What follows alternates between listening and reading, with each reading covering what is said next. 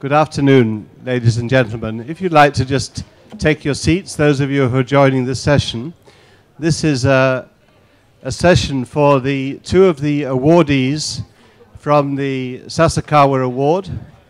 You might have seen the posters around the corner, which are just round on my right-hand side, and you can read a good description of each project.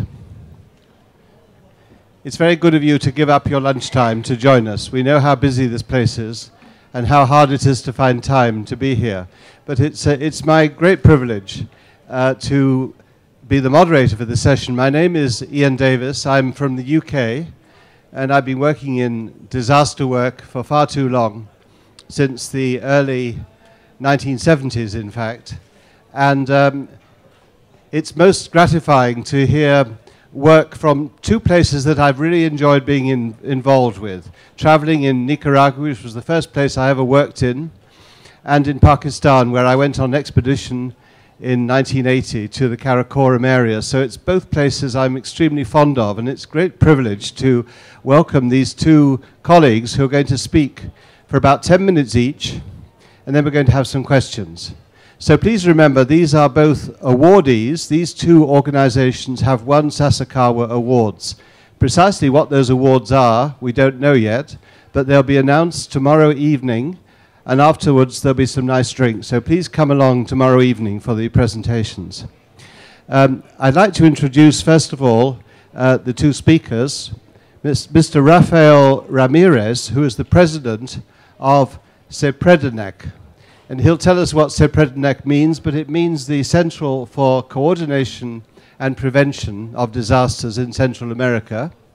And on my right-hand side, General Nadim, who was the deputy chairman of ERRA, the organization which put together this remarkable housing program in Pakistan. Just a word about Central America. I think this organization is such a good winner of this award because it's done such remarkable work.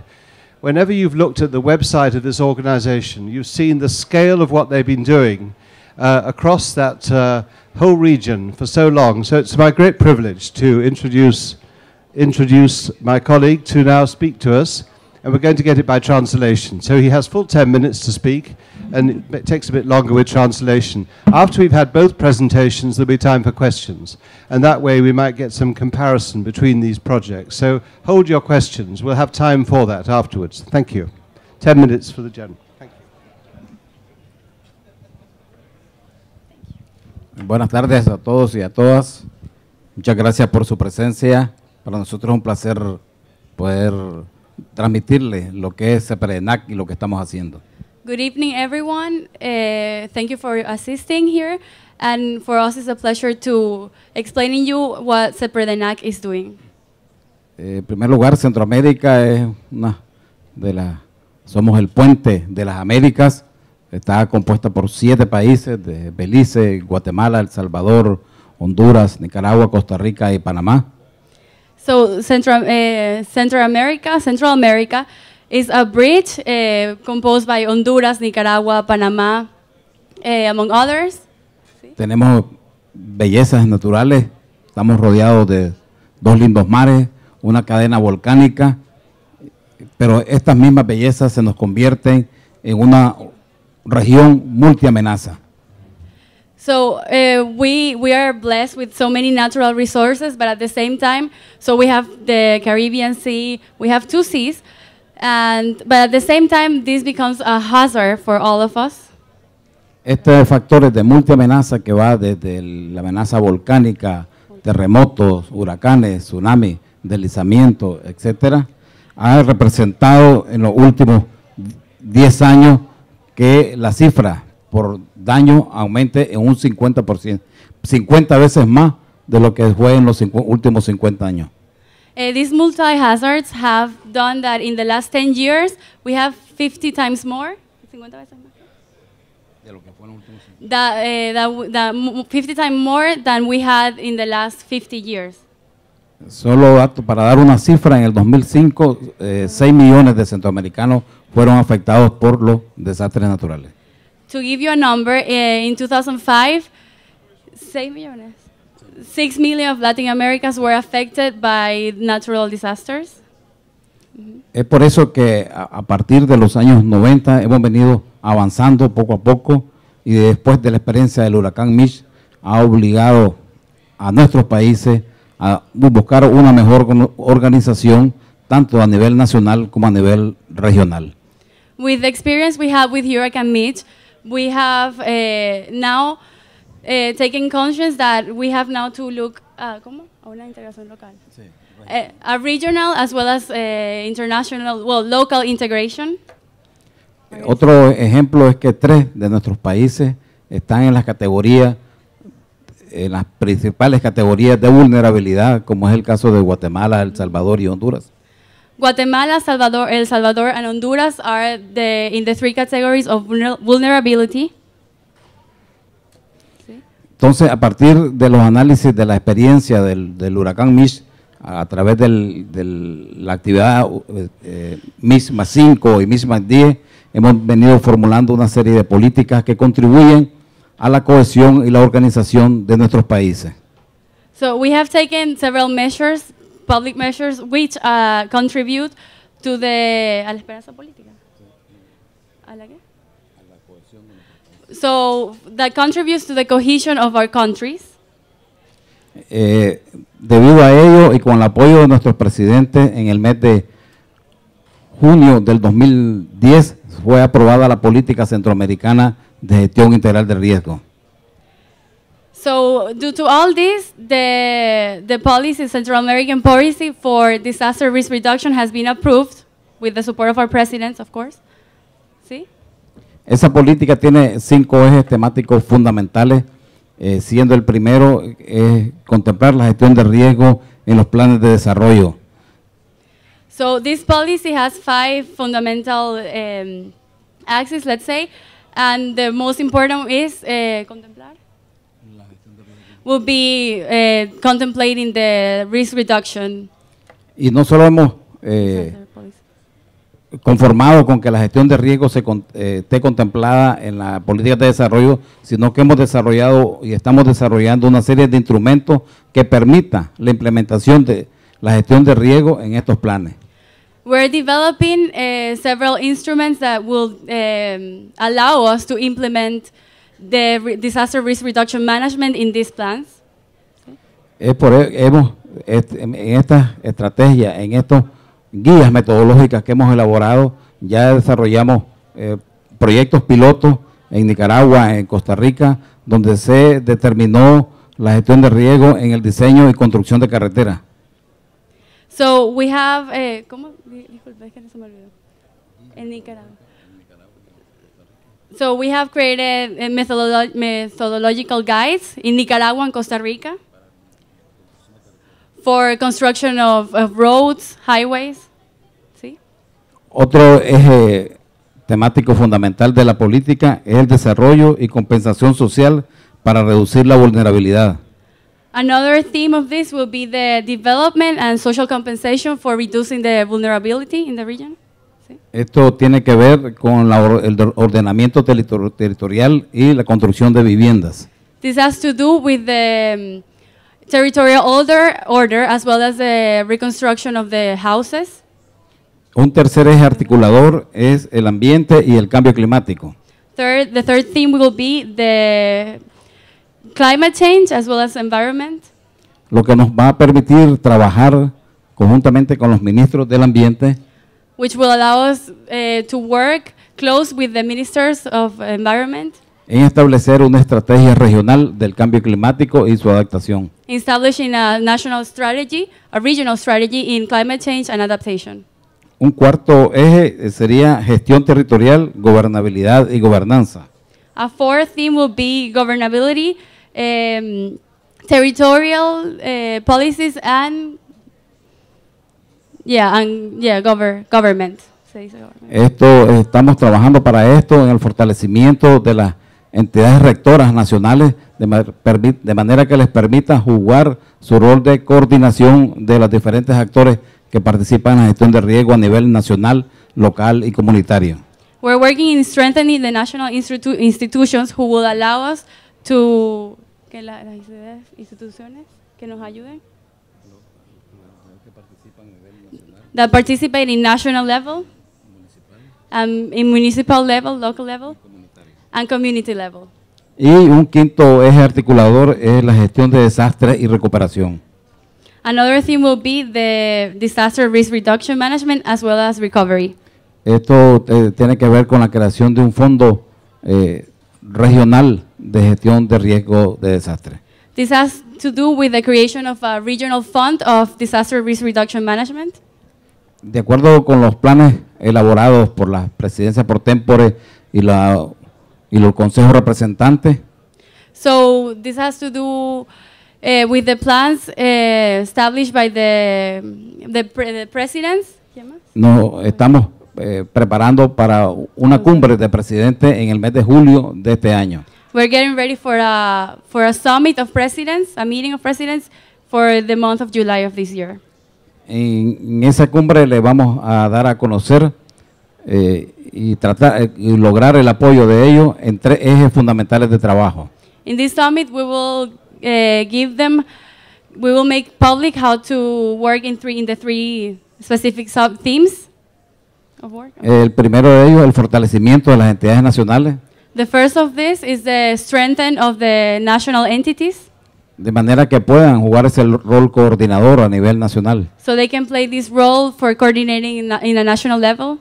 La creación del mecanismo regional de ayuda mutua, The creation of national mechanisms of mutual help, de manera que nos permita actuar de manera coherente a los países centroamericanos ante una emergencia. so it can help us act in a coherent way in front of an emergency situation. Ya en esto se han dado unos primeros pasos al establecer una escuela de búsqueda y rescate en Costa Rica.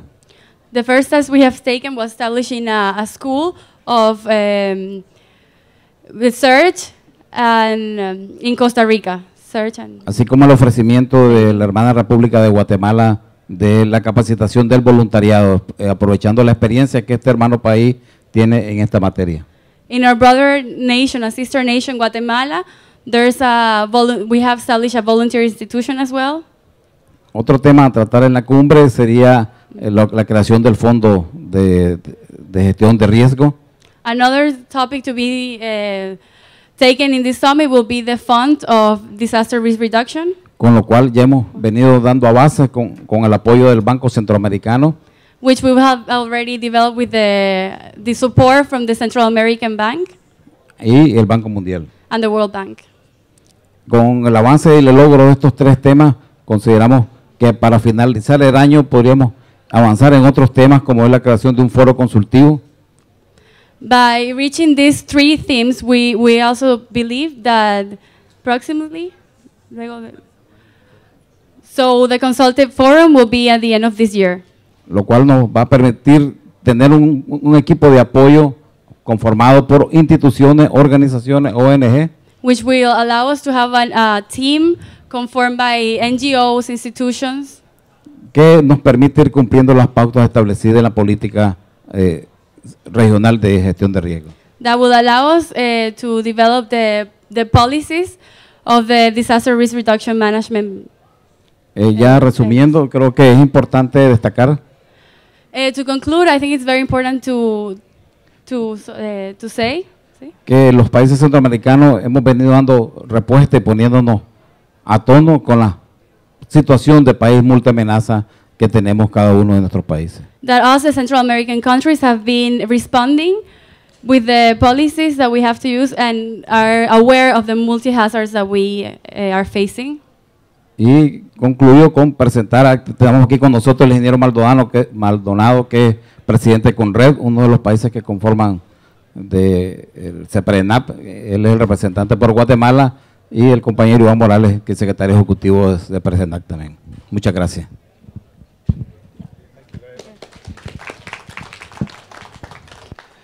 Thank you, Raphael, and thank you, our translator, very much. We're now going to have two presentations concerning the Pakistan reconstruction project. We've had an interesting presentation about this exciting coordination mechanism in Central America. Now we're going to hear about a specific organization which was formed after the devastating 2005 earthquake in Pakistan, and the linkage that they had with UN Habitat. They also linked with the World Bank. And we're going to hear, first of all, from General Nadim, and after that, from Maggie Stevenson, who's going to say a little bit about how they were supported and how they worked together in partnership. So, my great pleasure to invite you to speak, General. Yeah. If you permit, I think Mr. Safdar, who is the program manager, going to speak. Right. Do you want to come up here?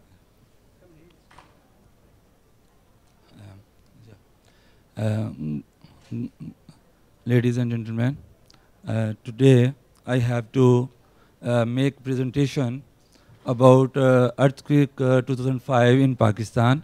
I will discuss the ERRA's housing reconstruction program with reference to the disaster successes in the disaster risk reduction areas. This is the sequence of the presentation: snapshot, challenges, salient features, implementation, achievements, steps taken for DRR, and the lessons learned. First of all, about the snapshot of the presentation. As you know that in 2005, Pakistan was hit by 6.6 Richter scale earthquake, which caused the precious human lives of 73,000 and 122,000 people were injured. As a result of this, 3.5 million people were homeless, and over 600,000 houses were damaged. About 7,000 public buildings and public infrastructure were heavily damaged, and that caused a cumulative loss of over $6 billion. The terrain we had to operate was very difficult, as you can see from this slide. The challenges were many, but I will mention a few. For example, the remoteness of the area. There were short building seasons because some of the areas were snow-capped, general lack of capacity, shortage of skilled labor, and it was very difficult to build a consensus among the different policymakers and donors, and to build a policy and to formulate a policy from the consensus, from arriving the consensus. And last was the sense of urgency, because the trauma hit people were not waiting for ERRA's decision. They had to build the houses in time. The aim of the housing reconstruction program was to ensure early completion of seismic resistant houses through an owner-driven, assisted and inspected construction regime, and to inculcate a culture of seismic compliance among the people. The features, I'll briefly discuss the features of the policy. It was owner-driven. The people were made in charge of the houses, then rebuilt in situ. We tried our best that they do not move the location, and if relocation was necessary for certain reasons, they were relocated. The other pillar was seismically safe reconstruction, and then uniform assistance package was another feature of the program. The system was consistent and transparent, and the criteria was devised like this. Then there was judicious use of grants subject to certification at 2 levels, plinth and lintel. Affectees were released subsidy in tranches after certification from the Pakistan Army and the UN Habitat. Then there was cascade of training. There were different tiers and layers of training. Then the participatory and inclusive grievance redressal system, and all the transactions or the payments were made through the banks. Implementation strategy had certain pillars. I will just mention a few. Like that starts with the damage assessment. The military teams, and the other representative from the community, they made the assessment after the earthquake. It was broad-based and the standard was uniform.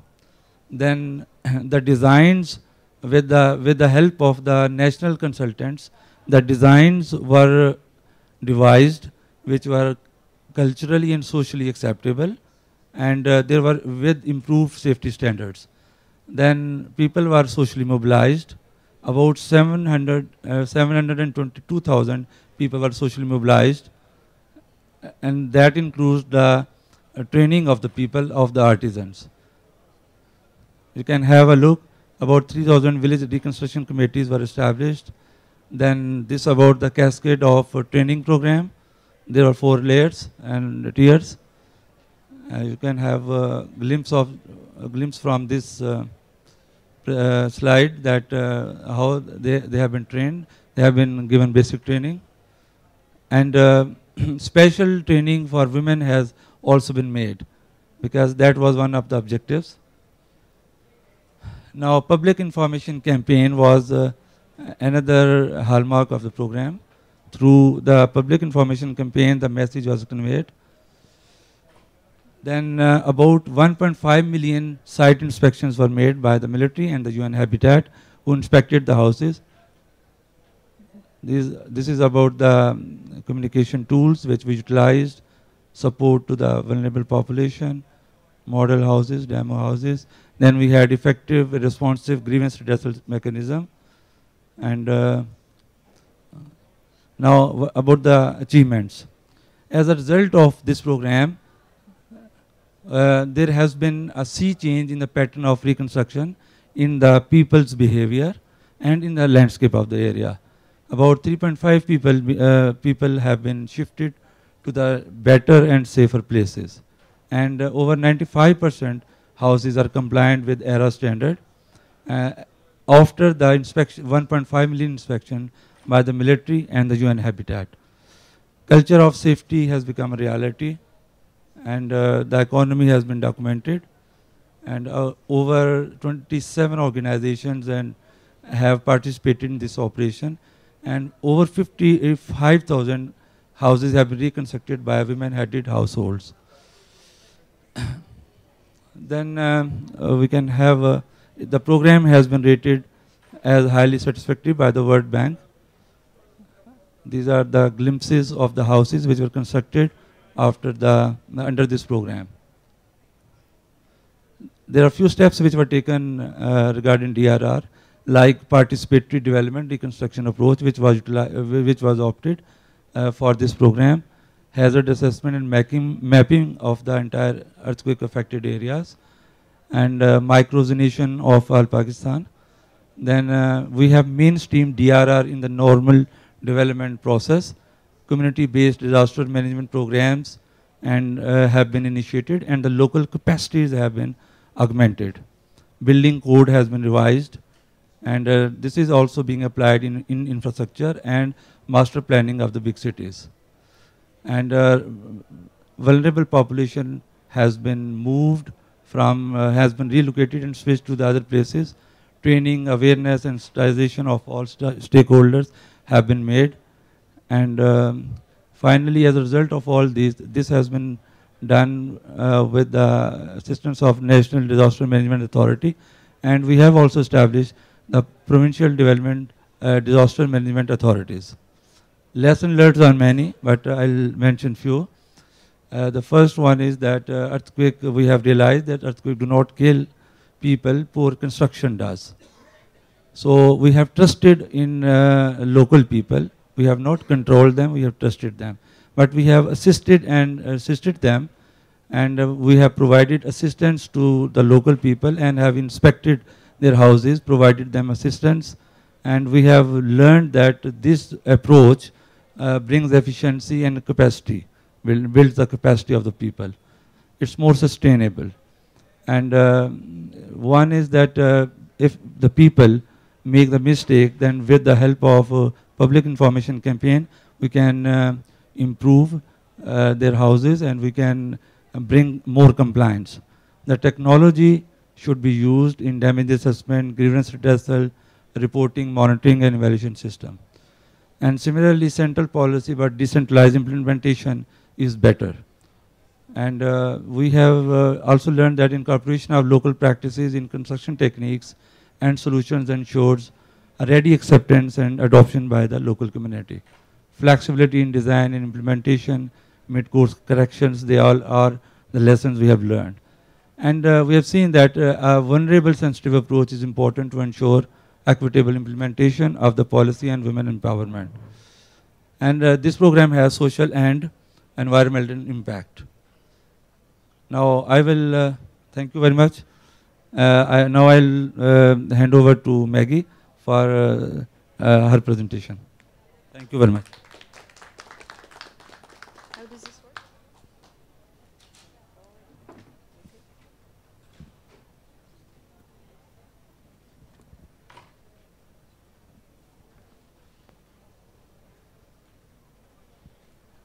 Is that working?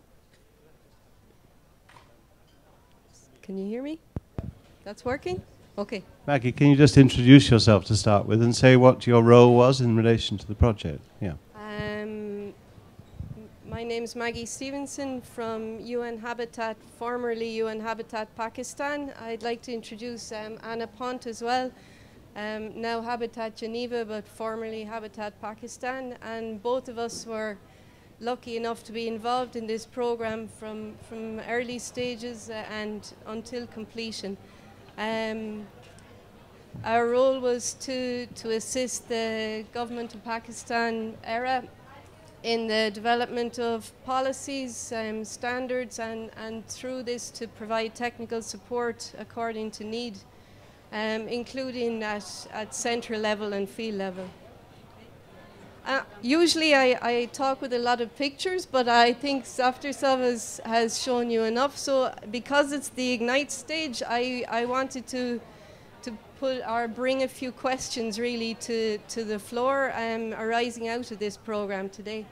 For more information on the details of the program and the technical parts of it, we can refer you to web sources, okay? But I thought we use today to spark a discussion. Right. You see a lot of programs here, but the question really is, why is it an important program? Why is it a relevant program? How is it relevant to other countries and other situations? It's very important, I think, that this program shows what's possible, because a lot of what we have to say here is at the level of policy recommendations and more advice for people. But people also want to see proof. They need to see what has been done. Has it been achieved? Is it possible? And this program, I think, can show people a very important example. At the time of I wanted to put this really in context, because I hear a lot of description or comparison of Pakistan with other countries. But I think it's important to recognize at the time of the earthquake, there was no disaster management authority in place. Earthquake engineering was not on the curriculum for engineers in the country. It's extremely difficult terrain, and the beneficiaries did not have bank accounts. And despite all that, the ERRA took on a bank account-based program and a massively ambitious program to build safer in accordance with earthquake engineering practice. And this has been delivered in a remarkably short space of time. From the picture on the top left, showing really the extent of the damage in land and in property, to close to 100% completion of buildings and compliant with standards, including for the most vulnerable. We took these pictures of before and after just to find out the people who were in the worst possible situations, how did they manage, and have they managed to complete, and we found in all cases, yes, they did. This program needs to be available, I think, to people, to show them that no matter what situation they find themselves in, whether governments or communities, that it is possible to do. And for that, the message really needs to get across, but also maybe people would be most welcome to come and visit. Seeing is believing, and discussion with the communities and the people who ran this program would be most valuable. Second point I wanted to raise was that we all have responsibility to learn and not start from a blank page each time. And I think this is great credit to ERRA that they built on both good practice and they also learned what to avoid. And they used those lessons from within the region and from outside very well. In that regard, maybe it's useful to have some of the advisors come in between countries and from IFIs to help transport those messages, but most important that the government use them. This is really the key of the program. There was and why we stayed 5 years in Pakistan. This was a very strong partnership. There was a single team and a single purpose. And this wasn't about competing agendas or competing egos. I think it was out of a group of people who were undertaking something very daunting task. All of us simply tried our best. There was no blame attached. There was a real will to try and do it as well as possible. And as Wakas, who we have to speak about later, described the program a few months ago as we start from the position of put yourself in the shoes of the affected household. Now, what are they going to need? What advice do they need? What access to money do they need? But decisions driven by that perspective. I wanted to refer back to what Ian said on Monday, that from the Habitat meeting in 1976, the role of NGOs or assistance in housing was promoted as an enabling one, but we haven't seen that to be the case so much in disasters or in reconstruction. In this case, it was very specifically advised in the policy that the role of assistance was not to directly construct, but to be able to support technically and socially, and to support people to do their own recovery. NGOs, we found it difficult to find enough partners to deliver on that, and I think if we start again tomorrow, that's still the case, because that requires skills that are maybe not being developed, or that requires a mindset that needs to change. It's a very cost-effective model, because that targets the technical or the capacity to a facilitating role, where the bulk of the budget is managed through a different channel. Oops, I better stop. The budget for directly to families themselves was much easier to find than the 5% for technical assistance. So that's a plea to any donors. That's a question I pose all the time. The world is full of pilot projects, and people who develop pilot projects just it's usually a line at the end. Therefore, it will be replicated. It will be adopted. We're not responsible for that to happen. This is but maybe it's an appeal. Can we plan and execute at large scale and jump into it, because it's possible to do and build in different processes. But it's the design of a different kind of project to design for speed and scale.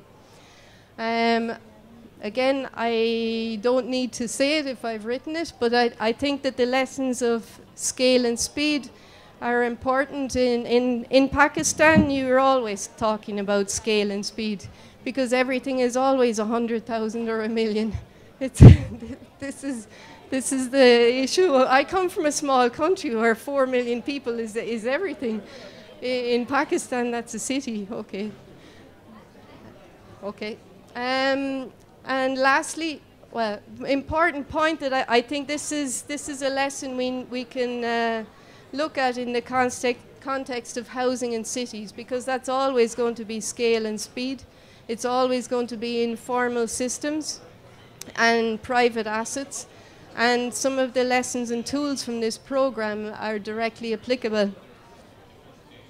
Okay.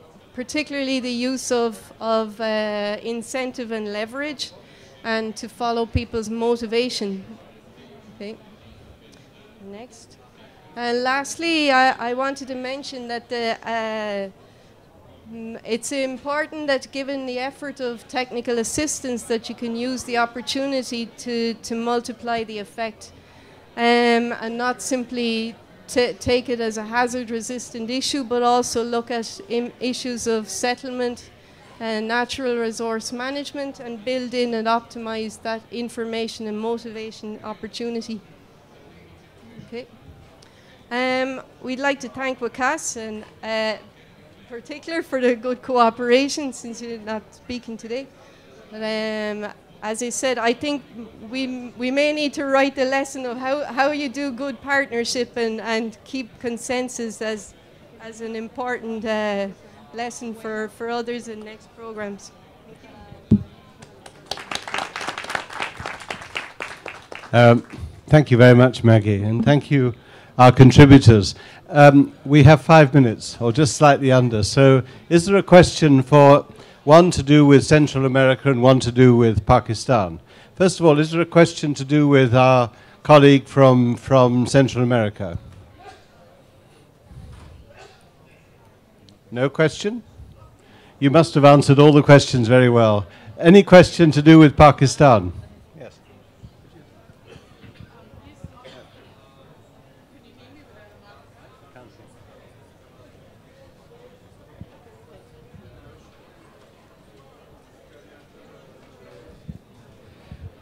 I've just done a study for the International Federation of the Red Cross and Red Crescent Societies in Nepal on the legal framework for disaster risk reduction there.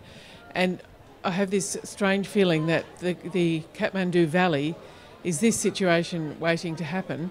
And what I'm really interested in is how you can do this kind of behaviour change before it happens.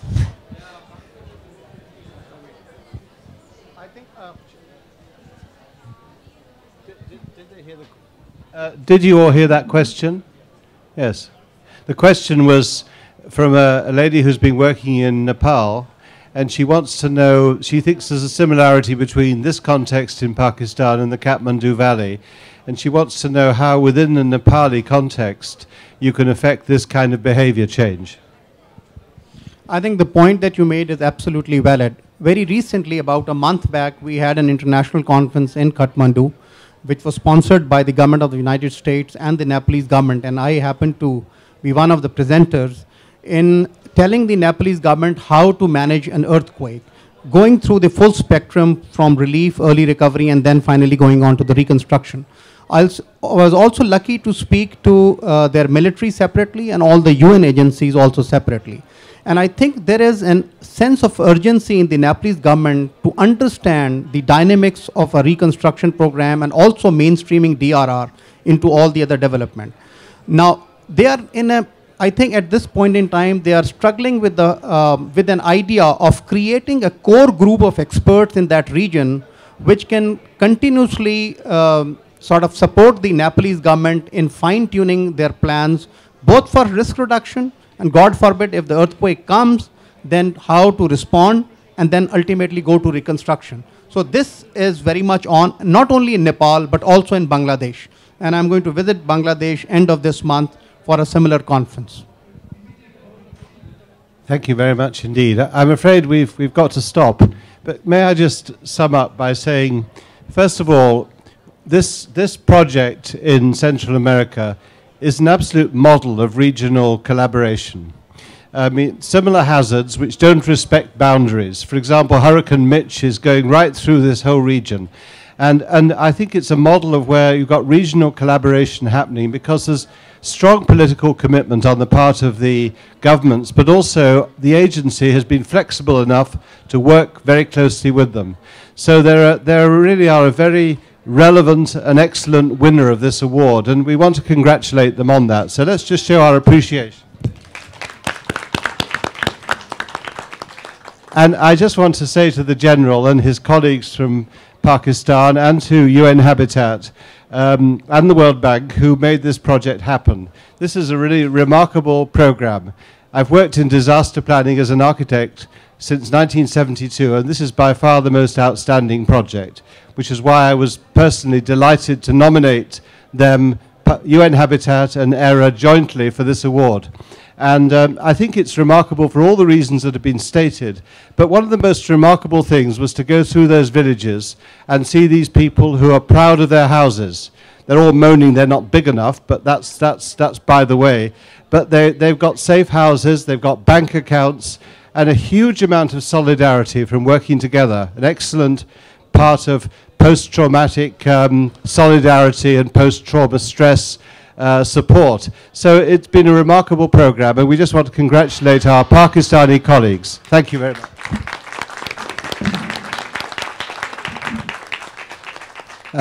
Thank you all for coming, and enjoy the rest of this afternoon. Thank you.